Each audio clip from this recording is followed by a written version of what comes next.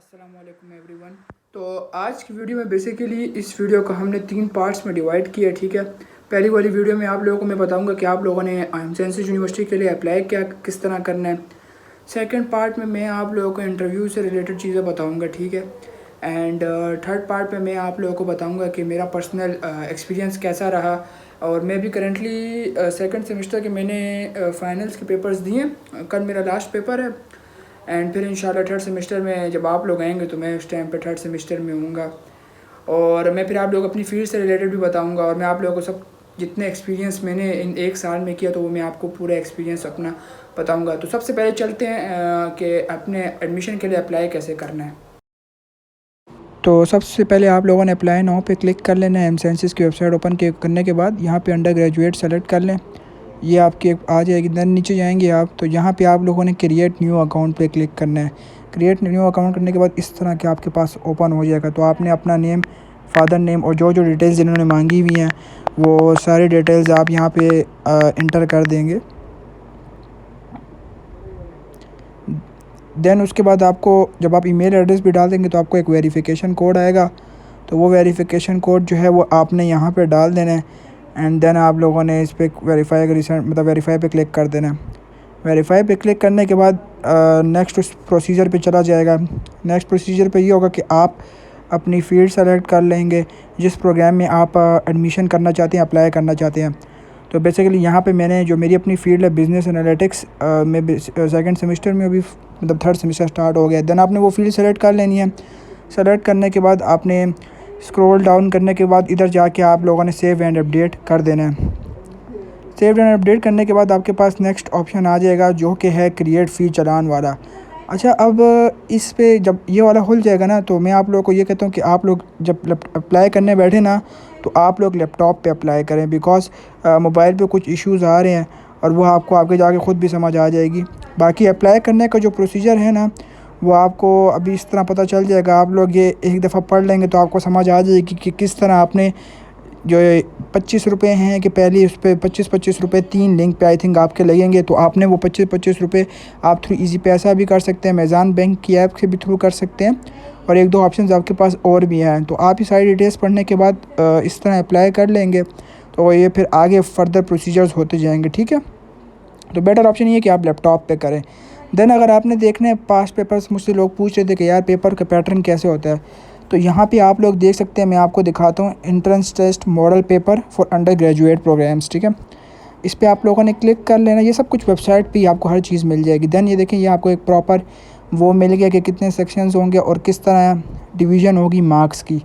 और आप लोगों को देख सकते हैं कि यहाँ पे सबसे पहले जो हमारे पास आता है वो जनरल नॉलेज भी है, फिर परसेंटेज वगैरह किस तरह आएंगी।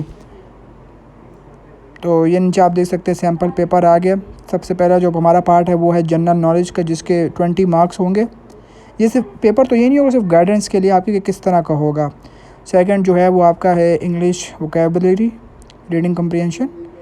थर्ड वन जो है वो आपका क्वांटिटेटिव एनालिसिस होगा, और इसमें जो लास्ट पार्ट होगा वो होगा IQ से रिलेटेड। देन मैंने यहाँ पे फ़ीस चालान भी अपलोड किया हुआ है तो आप लोग वो भी देख सकते हैं। अच्छा, तो आप लोगों ने देख लिया होगा कि आप लोगों ने एडमिशन के लिए अप्लाई कैसे करना है। फिर मैं आप लोगों को यही कहूँगा कि आप लोग लैपटॉप पे करें ताकि सब चीज़ें एक फ़्लो में हो जाएं और कोई इशू ना हो। देन मैं आप लोगों को बताता हूँ कि इंटरव्यू का क्या प्रोसीजर होता है। जब आप लोग टेस्ट पास कर लेते हैं, ठीक है, टेस्ट पास करने के बाद ना आप लोगों को इंटरव्यू के लिए बुलाया जाता है। इंटरव्यू में सिर्फ उन लोगों को बुलाया जाता है जिनके 50+ मार्क्स होते हैं टेस्ट में, 100 में से 50+ जिनके होते हैं उनको इंटरव्यू के लिए बुलाया जाता है। और इंटरव्यू में इस तरह होता है कि आपके 10 मार्क्स जो होते हैं वो इंटरव्यू के होते हैं। अब मुझसे पर्सनली इंटरव्यू में जो पूछा गया था उसमें आपको देखते हैं कि आपकी बॉडी लैंग्वेज कैसी है एंड आप किस ड्रेसिंग में आए हैं और किस तरह। तो मैं तो बेसिकली पैंट शर्ट पहन के गया था और उन्होंने मुझसे पूछा कि आपकी हॉबीज़ क्या हैं। पहले मुझसे मेरा इंट्रोडक्शन लिया, मैंने अपना इंट्रोडक्शन दिया। बेस्ट यही है कि आप जिस चीज़ में ज़्यादा अच्छा, अगर आपको उर्दू में अच्छे हैं तो आप उर्दू में ही इंट्रोडक्शन दें अपना। बीच में आप इंग्लिश के वर्ड यूज़ करें और साथ साथ उर्दू में भी दे सकते हैं। अगर आपकी इंग्लिश अच्छी है तो आप इंग्लिश ज़्यादा अच्छा रहेगा अगर आप इंग्लिश में अपना पूरा इंट्रोडक्शन देते हैं। मैंने पहले अपना इंट्रोडक्शन दिया, देन उन्होंने मुझसे हॉबीज़ वगैरह के बारे में पूछा और देन उन्होंने इसी तरह सिंपल से एक दो और सवाल किए। तो मेरे इंटरव्यू में आए थे 7 के 8 मार्क्स थे 10 आउट ऑफ ना। तो इंटरव्यू इजी होता है, आपने उससे कोई टेंशन नहीं लेना और आपने ये नहीं सोचना कि यार उसके लिए अलग से कोई प्रिपरेशन करनी होगी या कुछ भी इस तरह का सीन नहीं है। आराम से जाने, वो आपसे कुछ सवाल पूछेंगे एंड आप लोगों ने इजीली वो इंटरव्यू क्लियर हो जाएगा। अब आते हैं अपने थर्ड पार्ट की तरफ, जो कि है my personal experience in I M sciences. So मैं जब आई एम साइंसेज मैंने अप्लाई किया था, तो मेरी जो फील्ड थी ना वो फ़र्स्ट थी, मतलब उसका फ़र्स्ट बैच हम ही है मेरी फील्ड।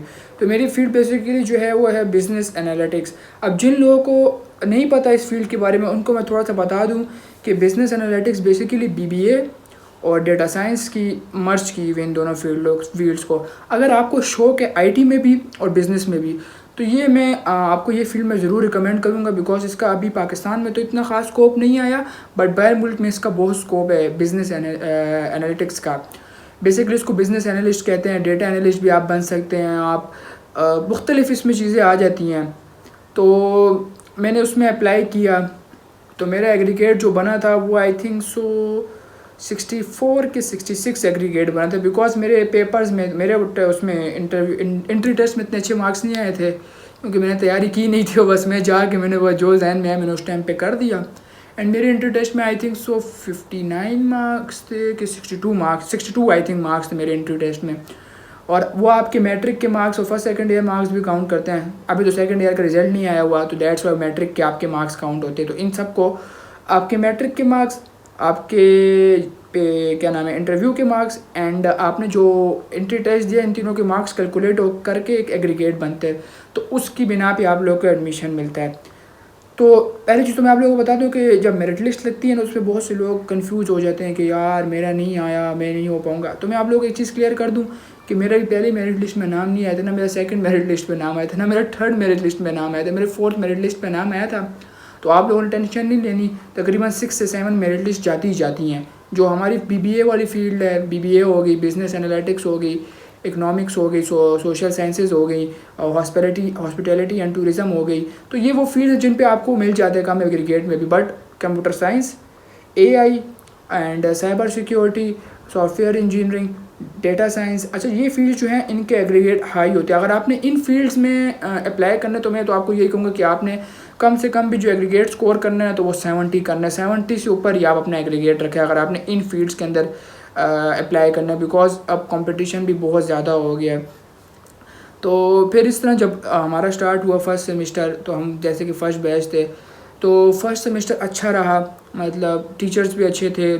और मैं आप लोगों को एक बात बताऊँ, मैं अगर हूँ ना तो मैं कहता हूँ यार आई एम साइंसेस का माहौल ना पेशावर में जितनी भी यूनिवर्सिटीज़ हैं उन सबसे बहुत अच्छा है। अच्छा इस बना पे ना तो यहाँ पे कोई पॉलिटिकल पार्टीज़ हैं, ठीक है, कोई भी नहीं है, आप किसी पॉलिटिकल चीज़ों में हिस्सा ले सकते हैं क्योंकि है ही नहीं कुछ। सेकंड थिंग ये यहाँ पे आपको कोई फजूल हरकतें करते हुए नहीं मिलेगा, हर बंदे ने अपने काम से काम रखना है, ठीक है, कोई लड़ाई झगड़े नहीं, कोई इस तरह मतलब कुछ भी फजूल चीज़ें नहीं होती यूनिवर्सिटी में। अगर हों तो उसके ख़िलाफ़ स्ट्रिक्ट एक्शन लेना चाहिए, हो जाता है, ठीक है। लाइट थोड़ी इशू कर रही थी। फिर उसके फिर ये होता है कि जब माहौल की बात की जाए वैसे थ्रू आउट तो कैंपस का माहौल बहुत अच्छा है, एनवायरनमेंट भी बहुत अच्छा है। और ये उन लोगों के लिए जो चाहते हैं कि यार एक अच्छा माहौल के साथ साथ एक अच्छी पढ़ाई भी होनी चाहिए ना, तो मैं हर एक को यही रिकमेंड करता हूँ। अगर आप पढ़ना चाहते हैं और एक अच्छे माहौल के अंदर पढ़ना चाहते हैं तो आई M sciences is the best option in Peshawar, क्योंकि यहाँ पे माहौल भी अच्छा है, टीचर्स भी अच्छे, ज़्यादातर जो टीचर्स हैं वो पीएचडी वाले ही होते हैं, जो हमारे सीनियर टीचर्स ज़्यादातर पीएचडी वाले होते हैं, ठीक है। टीचर्स का किस तरह होता है जी, टीचर्स भी बड़े अच्छे होते हैं, आपको हर तरह से सपोर्ट भी करेंगे। बाकी जो जीपीए है, जीपीए का तो सीन ऐसा है कि भाई सिंपल सी बात है, पढ़ोगे तो आएगी, चीटिंग का कोई कॉन्सेप्ट नहीं, चीटिंग करते हुए पकड़ेगा तो डायरेक्ट यूएफएम के बाद आप वापस पेपर देंगे। अब बहुत से लोगों का ये भी सवाल होता है क्या कोई पेपर फेल हो जाए तो उसमें क्या है, पेपर फेल हो जाए तो आप 13,000 रुपये देते हैं एक पेपर के, ठीक है, एंड देन आप उसको फिर पिक करते हैं, ये सारा सीन। बाकी मेरा एक्सपीरियंस अल्हम्दुलिल्लाह फ़र्स्ट सेमेस्टर में भी अच्छा रहा, कोई उस तरह का इश्यूज़ नहीं हुआ। फर्स्ट सेमेस्टर में वेलकम पार्टी, हाँ ये है कि आपके इवेंट्स कम है यूनिवर्सिटी में, बट माहौल के हिसाब से ठीक है, बंदे कोई इशू नहीं होता क्योंकि माहौल अच्छा है, तो ठीक है, मसला नहीं है। सेकंड सेमेस्टर अभी जो मेरा करेंटली अभी मेरा ख़त्म हुआ है सेकंड सेमेस्टर, तो यही है कि देखें पढ़ेंगे तो मार्क्स आएंगे, नहीं पढ़ेंगे तो मार्क्स नहीं आएंगे। अगर आप ये कहें कि मैं बिना पढ़े मार्क्स लिया हूँ तो ऐसा तो हो नहीं सकता, क्योंकि अब बोर्ड तो है नहीं कि किस्मत चल जाएगी, यूनिवर्सिटी में तो आप पढ़ेंगे तो आएगी। सो ओवरऑल अगर मेरे एक्सपीरियंस की बात की जाए तो it was a good experience in M sciences.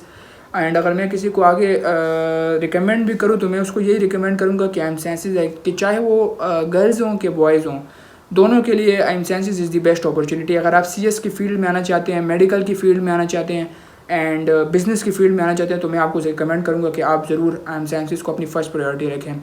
अब मैं आपको थोड़ी सी अपनी फील्ड के बारे में बता देता हूँ कि जो न्यू लोग हमारी फील्ड में आना चाहते हैं बिज़नेस एनालिटिक्स में, तो उनको मेरा यही मशवरा है कि अगर आपको बिज़नेस और IT में शौक़ है ना, तो यार ये फील्ड आपके लिए बेस्ट ऑप्शन है, बिल्कुल A1 ऑप्शन है। आप आएँ, अगर आपको फिर भी कोई चीज़ पूछनी है इस फील्ड से रिलेटेड तो आप मुझसे गाइडेंस ले सकते हैं, ठीक है। आप मुझसे यूट्यूब पे भी पूछ सकते हैं थ्रू कमेंट, और मैंने यूट्यूब के उसमें इन्फो में अपने इंस्टाग्राम का वो दिया हुआ, आप वहाँ पे मुझसे कांटेक्ट कर सकते हैं, तो मैं आपको सारी गाइडेंस दे दूँगा कि किस तरह आपने अप्लाई करना है और ये फ़ील्ड कैसी है, आप इसमें मतलब अच्छी फील्ड है कि नहीं। सो यही मेरा थ्रू आउट एक्सपीरियंस था। आखिर में सिर्फ मैं आप लोगों को यही कहूँगा कि देखिए, अगर आप लोग चाहते हैं एक अच्छा माहौल पर अच्छी पढ़ाई, ठीक है, तो मैं आपको पक्का रिकमेंड कर रहा हूँ एम साइंसेस, ठीक है। एम साइंसेस आप आए, माहौल भी अच्छा है, स्टडीज़ भी अच्छी हैं, टीचर्स भी अच्छे हैं, स्टाफ भी अच्छा है, कोऑपरेटिव स्टाफ है, ठीक है, कोऑपरेटिव स्टाफ है, कोई इश्यूज़ वगैरह नहीं होते यूनिवर्सिटी में। मैंने अपनी 1 साल के एक्सपीरियंस में कोई इस तरह का वो नहीं देखा कि यार कोई मसला हो गया यूनिवर्सिटी में बहुत बड़ा, कुछ नहीं, बिल्कुल पुरसकून माहौल है। आप लोगों को लाइब्रेरीज दी हुई हैं जहाँ पे ऐसी लगे हुए हैं, क्लासेस में भी 2-2 1-1 ऐसी लगे हुए हैं जो ऑन रहते हैं थ्रू आउट दी, जितनी भी हमारे गर्मियों के सीज़न है उसमें पूरे ऐसे लगे होते हैं। बाकी अगर ये है कि अप्लाई एडमिशन्स का आप लोगों को सारा प्रोसीजर समझा दिया है, और मैंने आप लोगों को वो फ़ीस स्ट्रक्चर भी बता दिया कि क्या हिसाब है, किस फील्ड का कितनी फ़ीस है। बाकी अगर आपको कोई भी इश्यूज़ हों रिलेटेड तो आप लोग यूट्यूब पे भी मुझसे पूछ सकते हो और इंस्टा पे भी पूछ सकते हैं। उम्मीद है आपको वीडियो पसंद आई होगी। वीडियो पसंद आई है तो चैनल को लाइक, शेयर एंड सब्सक्राइब लाजमी करते हैं। मिलते हैं नेक्स्ट वीडियो के अंदर, अब तक के लिए शुक्रिया। अल्लाह हाफिज़।